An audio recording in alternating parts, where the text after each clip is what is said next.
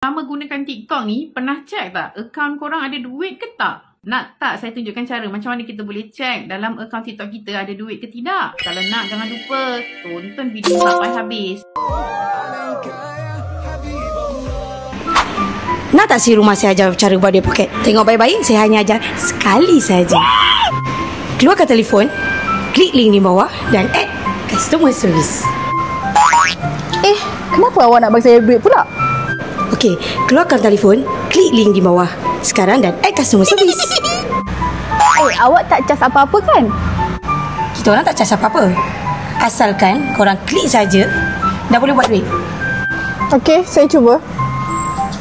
Dah masuk RM30 lah.